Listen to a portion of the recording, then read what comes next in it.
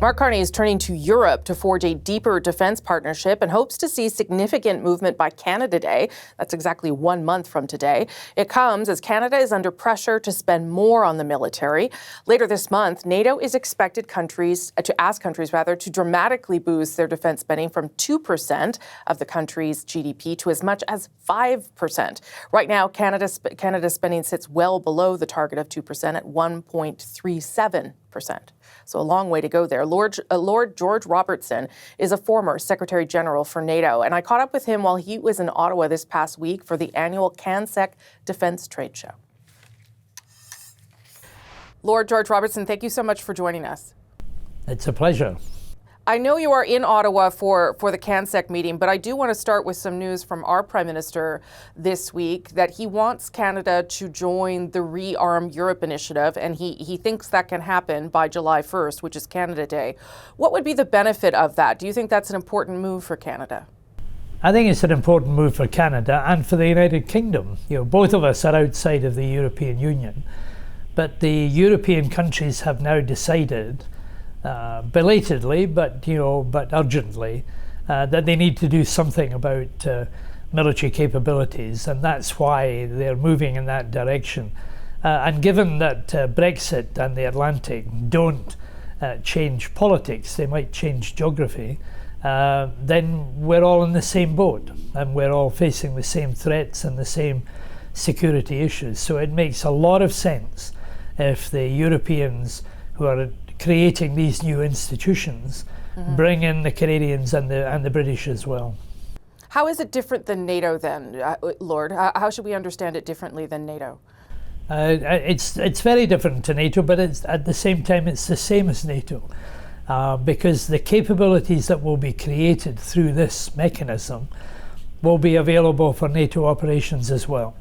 It was always the same with the European dimension. If that was a way of getting European countries or non-US countries to spend more money on defence and to build the capabilities that they don't have and on which they depend for the Americans, then it strengthens NATO at the same time.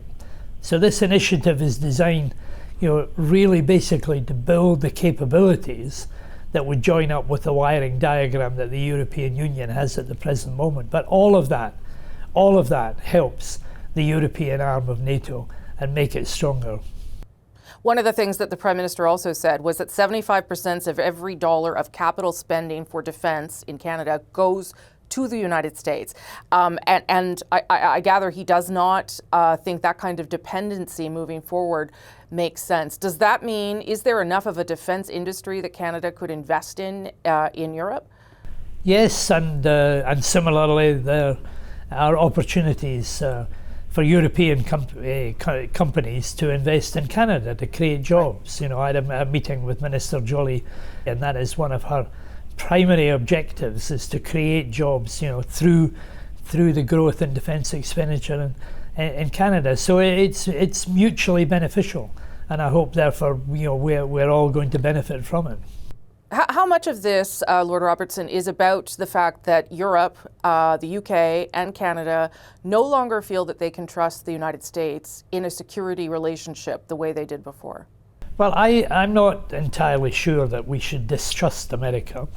It's going through a period at this present moment where they are more worried about the imbalances in NATO than previous administrations have been. But I've lived through 3 American administrations, and eventually they begin to recognize how valuable to America the NATO alliance actually is.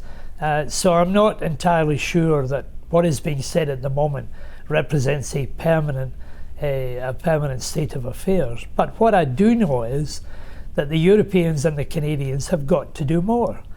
We cannot go on depending on the Americans for key capabilities, key military capabilities that are necessary for our own defence, and we can't continually rely on America to provide the nuclear umbrella, which has kept most of Europe and indeed Canada safe, for the last 20 or 30 years.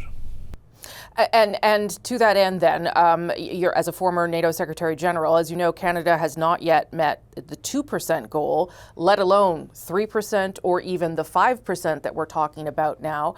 How frustrating is it to see that Canada has not reached that goal yet? And what have you heard about the likelihood of that happening by the time that next NATO meeting rolls around?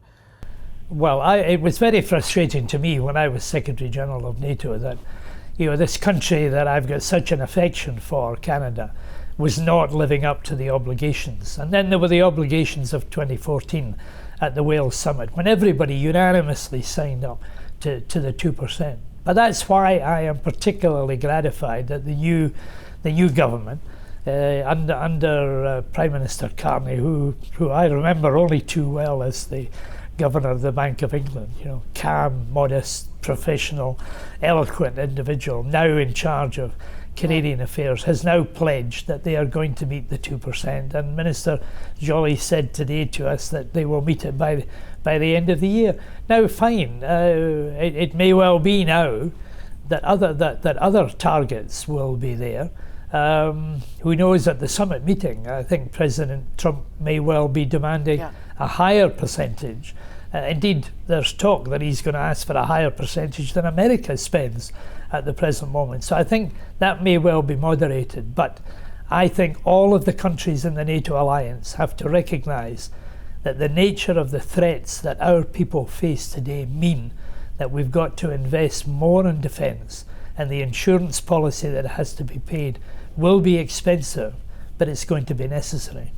And finally, Lord Robertson, obviously some of this ReArm Europe is also about what's happening in Ukraine and what seems to be an American support that is, I don't know if it's fading, but we are not sure how much Ukraine will be able to rely on the United States for weapons support and defense support. What are your thoughts on what is happening in Ukraine and how much Europe and Canada might need to step up to support the Ukrainians? We need to do much more. After all, what is happening in Ukraine today is of huge relevance to the European nations, who are much closer to it than the United States is, and they've got to do more again to protect themselves, relying endlessly on America for ammunition and for equipment. Is not a long-term solution to the problems that we face in Europe as a whole. So maybe it's Donald Trump and Vladimir Putin who have accelerated the amount of money that our democracies are willing to pay for the insurance policy that is represented by the military capability at the present time. Given your time there at that CANSEC meeting, do you feel like people have a good sense of what the threats in the world are right now, given that things do seem to be kind of in a state of upheaval on many different fronts? Well, I think the defence manufacturers have got a very clear view about what the dangers and the risks are, and they want to try and satisfy that demand.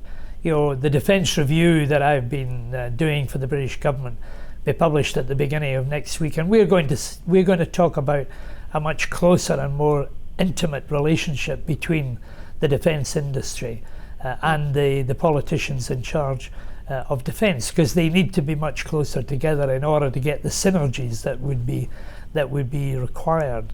I get from a lot of the companies here, the Canadian companies here, a degree of frustration about the procurement process. But I've raised that with ministers in the days that I've been here, and I think they're beginning to see that if they are going to spend more money on defence, they can only spend it if there is a more streamlined form of procurement than presently exists. Otherwise, there will be more money available, but an inability to spend it on the things that Canada needs. Lord Robertson, thank you so much for your time. Appreciate it very much, sir. Pleasure. Thank you.